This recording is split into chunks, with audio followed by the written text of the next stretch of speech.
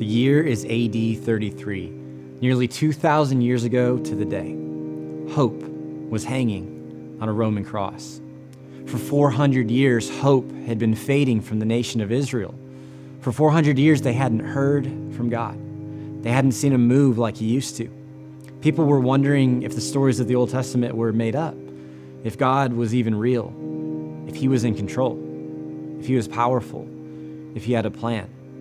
It had been 400 years since God had last made a move. That's a long time. That's longer than our country has been around. But for the last 3 years, since AD 30, hope was on the move again. Hope was living, breathing, walking, touching, healing, laughing, and crying. Hope had come again in the form of a humble yet confident Jewish carpenter. This carpenter was controversial. He said things that challenged the norm. He offended people. He empowered the young. He gave a voice to the voiceless. He elevated the value of women. He had begun to change the world. Hope, made man, had a name, and his name is Jesus. And tonight, 2,000 years ago, he was fighting for his life. It all started when John the Baptist was baptizing thousands of people by a river. It was normal for John to baptize hundreds of people in a day, and his message was clear, that God was on the move, that hope was coming. And on what seemed like a normal day to anyone watching, John stopped everything. He looked up, and probably with him the entire crowd, and he said, "Look, the Lamb of God, the one whose shoes I, John, am not fit to untie." And standing on top of the hill was hope, was the carpenter named Jesus. He was walking down the hill, perhaps to a muted, confused, but intrigued crowd. And there in the river, Jesus was baptized by John the Baptist. At first, John tried to refuse, saying he was not worthy of such an honor.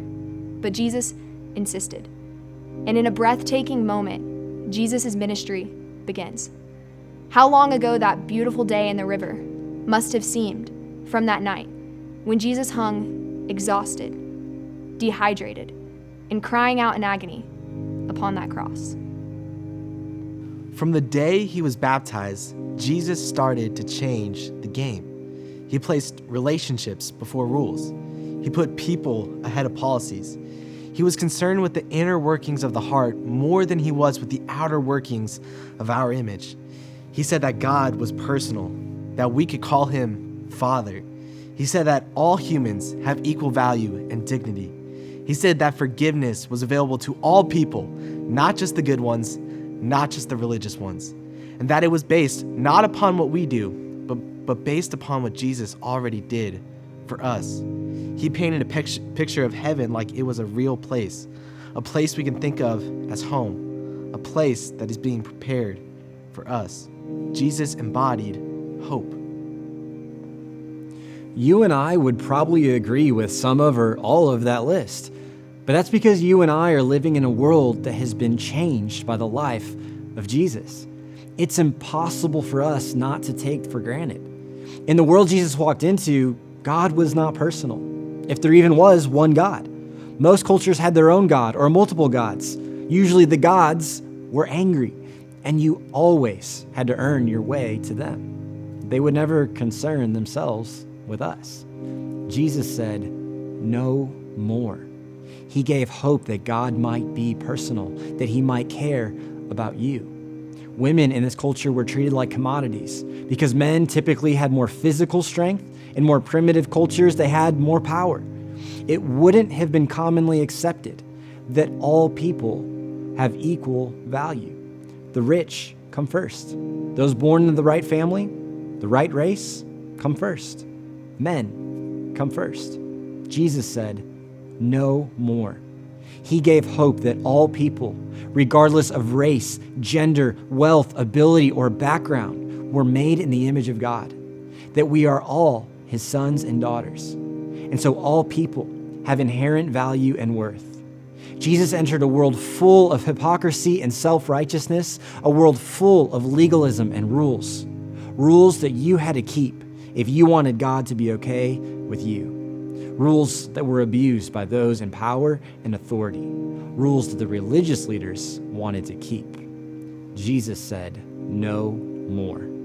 Jesus gave hope for a relationship, for forgiveness. If not for him, our sin would keep us separated. Because of him, we can be reconciled. For the first time, a God made the first move. Jesus became a light in the darkness. He invited the sick, the poor, the scandalous to have a seat at his table. He went against the grain of the religious leaders at the time to defend and love those that the church had turned a blind eye to. He didn't care who you were or what you had done. If you had breath in your lungs, you had value to him. He declared that the church should not just be a building, but a movement. That our focus should not be on upholding hundreds of commandments, but on loving people. And that no label, Jewish or Gentile, should keep you from being a part of his family. As great as all that is, it was about to not matter because Jesus was about to die. And it wasn't just Jesus that was about to die. Hope was about to die right along with him. Because Jesus made promises that were too big. He made claims that were too audacious. He claimed not to just hear from God, he claimed to be God, and if God died, hope died. When I think about this specific time in history, I think of some of Jesus' closest followers called the disciples. What's crazy about them is that they were your guys' age. One of the disciples named Peter was one of the most devoted followers of Jesus. He worshiped Jesus and was amazed at everything he had done up to that point. But even Peter, at this point, was starting to lose hope in Jesus. The night Jesus was arrested, just a couple of hours to being put to death for claiming to be this God, Peter says, then everyone deserted him and fled. Every one of his disciples fled because they had lost hope in who he had claimed to be. Peter, in the next couple of hours, would deny even knowing Jesus 3 times because he didn't want to be associated with him. Hope was starting to slip away. Everyone would know it was a fun couple of years, but Jesus was crazy. Or worse, he was a straight-up liar. And that would be the end of his story. You and I wouldn't know who he is. He's just some random carpenter who lived 2,000 years ago, who liked to walk and talk and say crazy things, and then he pushed the limits a little too far and got himself arrested. Who follows a movement with no leader?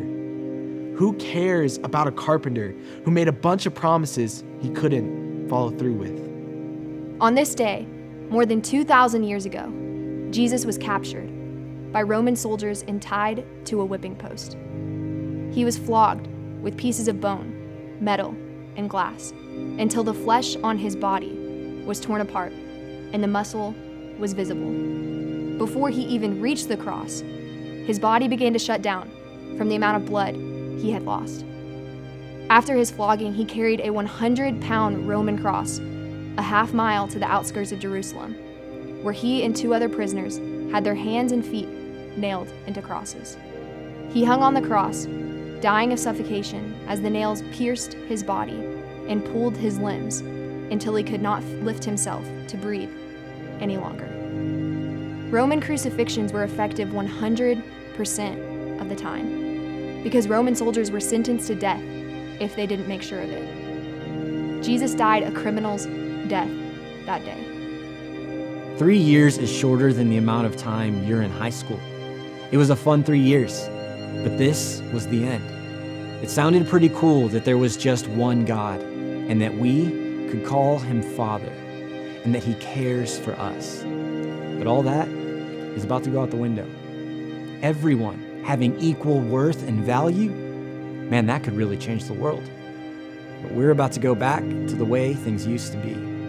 Forgiveness of your sin and mine, based on faith alone, incredible. But it's back to the rules and the laws for us. Going through all of the challenges and valleys of life, knowing we have a God who cares deeply with us always, indescribable. But we're all on our own. And 2,000 years ago on this night, forgiveness breathed its last breath. Equality lost its pulse. Heaven went back to the storybooks. Love lost its definition again. Hope died because Jesus claimed to be God, and God can't die.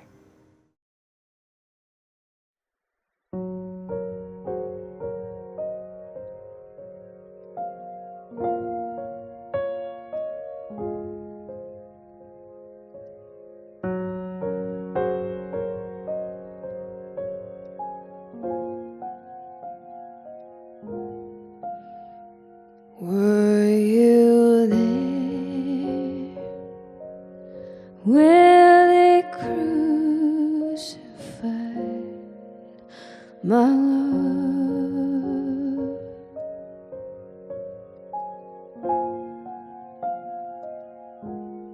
Oh, were you there when they crucified my Lord?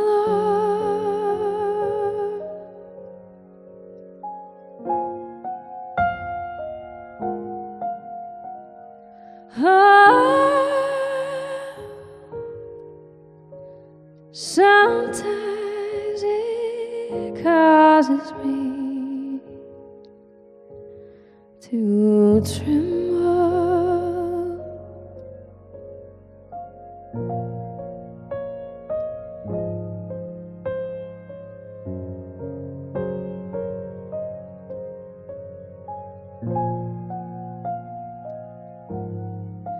Were you there when they nailed him to the cross?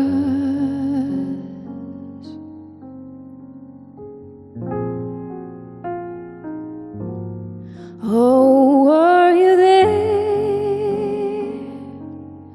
when they nailed him to the cross?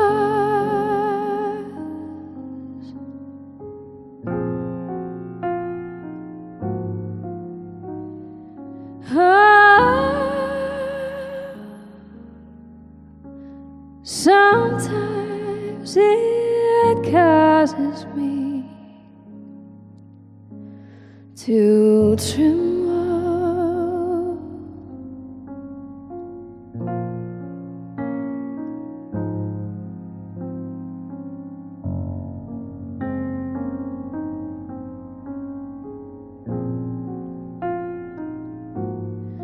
Were you there